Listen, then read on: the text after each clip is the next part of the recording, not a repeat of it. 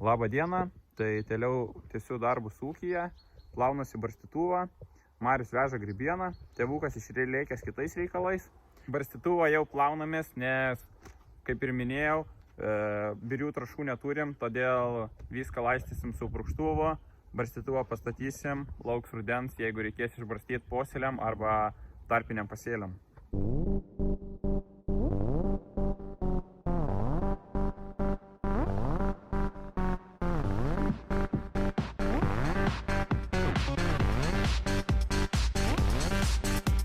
Susilaukiu daug klausimų, kada prasidėjo ūkis, kaip prasidėjo, koks dabar yra ūkis. Tai šiandien pabandysiu papasakot, kaip prasidėjo ūkis ir ką turim dabar. Stoviu prie pirmojo savo ūkio traktoriaus, yra Sorakas T40. Ūkį tėvukas įkūrė 2004 metais, pradėjo nuo 1 hektaro, kas būtų labai vėlai, jau nebebuvo derlingų žemių ir teko imti visokius krūmus, sodus, juos rauti ir bandyti išplėšti, o neturint technikos, dirbant su Soraku, tai buvo labai sunku. Bet galais negalais ūkis po biškį plėtėsi ir tėvukas nusipirko dar vieną Soraką, 2 jumzus ir hektaras prie hektaro po biškį ūkis didėja. 2006-2007 metais pavyko nusipirkti 2 pusantrinius, tai gan paspartino darbą ir galimėjo apdirbti daugiau žemės. Dar tiksliai nepasakysiu, gal kokiais 2 irgi 9, gal buvo 2,8, reiktų jau klausti tiksliai tėvuką. Pavyko nusipirkti 82 Belarusą. Aišku, buvo be frontalinio krūtuvo, bet moto valandų skaitliukas jau seniai neberodo, net nepasakysiu, kiek jis prasukęs, variklis jau nebe originalus, bet pradirta labai daug. Buvo pagrindinis ūkio traktorius. O 2011-2012 metais pavyko nupirkti šitą galiūną, 9 korpusų plūgą ir 7,5 metro sunkės ir didelės lėkštės. Tai šitas traktorius labai leido ūkiui didėti ir plėstis. Visais laikais ūkėje nebuvo prioritetas technika, labiausiai žiūrėjom į žemę, norėjom kuo daugiau susipirkti žemės, nes technika paprasčiausiai nuvertėja. Nusipirki naują techniką ir nuvertėja, o žemė turi išliekamąją vertę. Kai nusipirkam kažkiek žemės, 2015 metais pirmą kartą parašėm projektą technikai, tai nusipirkom tais metais JCB krautuvą, Klas traktorių sėjamąją ir plūgą 7 korpusų vartomą. Tai su Klasu tik sėdavom, nes turėjom daug rusiškas technikas ir saugodavom labai importinę techniką, kad kuo mažiau gestų ir kuo mažiau reikėtų išleisti pinigų remontui. Tai per 9 metus su Klasu pradirbom tik 3000 moto valandų, pagrindė sėdavo ir kažkiek ardavo. Dabar iš vis jisai realiai stovi be darbo, nesėjam su fendu, o jisai lykęs tik tai trąšų barstymui ir grūdų vežimui. Ką galėčiau paminėti apie JCB traktorių, tai labai geras pagalbininkas ūkyje, tiek prie statybų, kažką statant ar kažką kasant. Kai turi JCB, pagalvoji, kaip įmanoma buvo dirbti be jo. Kalbant apie kombainus, tai pirmas ūkio kombainas buvo Dominatorius 96, tada sekė Tukanas 320, buvo pirktas naujas, po Tukaną įsiplėtus ūkiui sekė Lexijonas 650, na ir dabar galiausiai turim 770. Šiuo metu ūkyje dirbam netoli 700 hektarų, viską pasidarom 3, tai aš, tėvukas ir Marius. Sezono metu, kai būna jau apjūtę, dar pasisamdom kelis vežikus.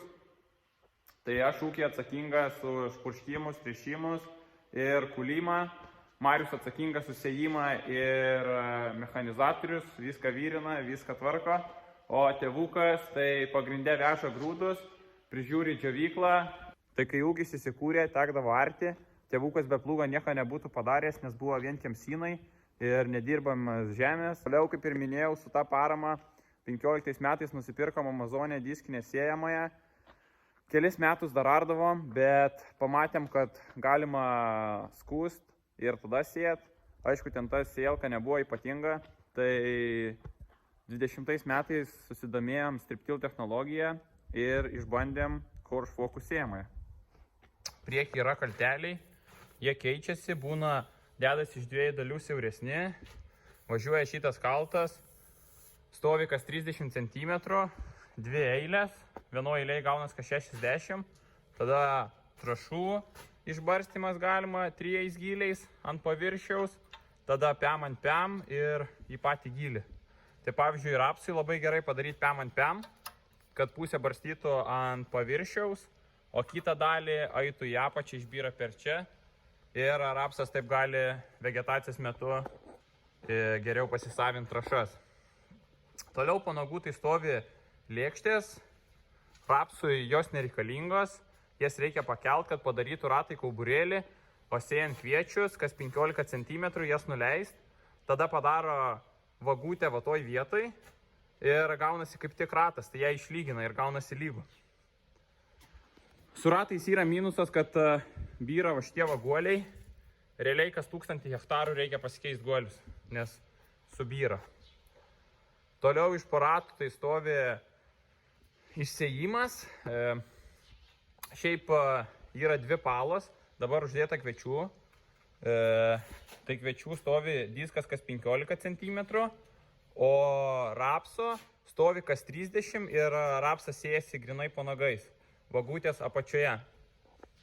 Sėjamoji turi 3 bunkerius, tai mini drylį. Pavyzdžiui, rapsą sėjant labai gerai galima susipilti čionai tik rapsą, tada į pirmutinį bunkerį susipilti kalį, į antrą fosforą ir išsėti kintamą normą. Dar mačiau yra opcija, arba reiks patiems pasidaryti, kad į šitą bunkerį pilt moliuskocitus ir kad galimėtų išbarstyti, pasidaryti, gale atsivest dar vieną grybą užsidėti ir atsivest, kad gale po rapsų išbirėtų moliuskocitai. Tiesą sakant, sėjamoji gan nebloga, sutaupo daug laiko, sutaupo trąšų, bet žinoma turi ir minusų. Sėjant lengvosiose žemėse, pavyzdžiui, kažkokiuose durpynuose, ar kur blogai nusigulę, buvo pagulę, tai didelė problema su užkišimu.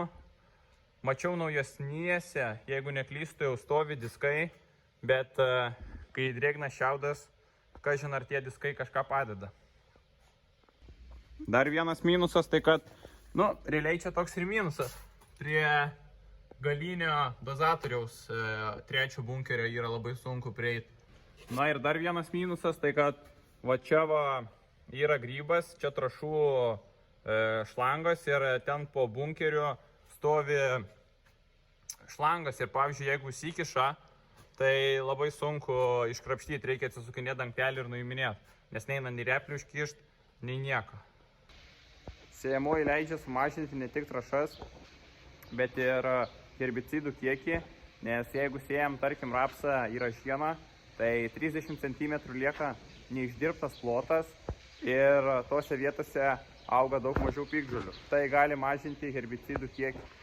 Kasui naudojam vagoną, tai telpa 3 fūros kaso, turim susipirkę šlangas, turim nuosavą telkinį vandens, tai norim atsivest vandenį, kad būtų prie kaso bačkos, kad galimėtų viską daryti vienoj vietai. Ūkyje turim seną, bet labai praverčiančią džiovyklą darbymečio metu, tai būna tenka pasikulti šlapesnių ir sausesnių grūdų, tai tenka įsidžiovint. Džiovykla yra 18 tonų kviečių, plius minus priklauso nuo drėgnumo, bet daug kas klausė, koks skutikas labiausiai patiko demo metu, tai bandėmės 4 skirtingų gamintojų skutikus, Lemkeną, Horžiokerį, Vaderštatą ir Potingerį. Labiausiai patiko Lemkenas, Rubinas 10, nes buvo dideliais diskais, o mes kai naudojam mėšlą ir norim, kad gerai įsiterptų mėšlas, tai reikia biškiai agresyviau sudirbti žemę, bet šiaip ir visai patiko tie skutikai. Tai pavyzdžiui, Džokeris ir Potingeris idealus dalykas skutant ražienas, jeigu norim susiskusti tik taip pabirom. O Vaderštatas irgi ten dabar aš nepamenu tiksliai, bet man atrodo yra opcija, kad galima užsidėti didelius diskus ir irgi taip pat gerai įsiterpinėti mėšlą. Tai negaliu pasakyti, kuris geriausias, bet bet man asmeniškai labiausiai patiko lemkenas. Ties kombainu kol kas niekiek nepasistumėjom nuo praeito video, nes trūksta dalių, reikia diržų, negalim toliau rinkti, tai laukim detalių ir kypsim toliau į darbus. Čia galiu parodyti, kiek jau dalių yra pakeista, tai tiek diržų ir tiek visokių goliukų, žvaigždučių. Pasikeitėm ir nuožulnioj kamerai esančias lentutes, tai tiesiog iš ąžuolo įsipjovėm tokias naujas, realiai jos kaip originalius. Tai dar atvariau į savo tarpinių pasėlių lauką. Čia buvo pasėta grykis, vykis, aviža, žirnis ir pupa. Žinoma, neįspūdingas mišinys, bet tokį turėjom, tokį ir pasėjom. Dabar viskas atrodo taip, viskas nušalė, apart išlykęs žeminis rapsas, kuris buvo pasėtas prieš 2 metus šiandien, bet vis tiek pabirų išlykę yra. Nu ir žinoma, piktžolė yra viena kita. Šiemet šiandien sėsim kukurūzą, iš tikro čia yra labai prastas laukas, daug smėlio ir apačioje yra durpynas, bet ant smėlių realiai visą lauką įsibarstysim grybieną ir bandysim taip atgaivinti šitą lauką. Kukurūzus auginsim savo ūkį jau 3 metus.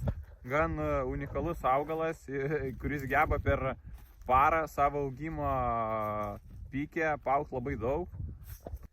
Kukurūzą auginam vien dėl to, kad pasiskirstytų darbai ir, žinoma, praplės sėjomainą. Nu, bandom įsikast pasižiūrėti, ką rasim.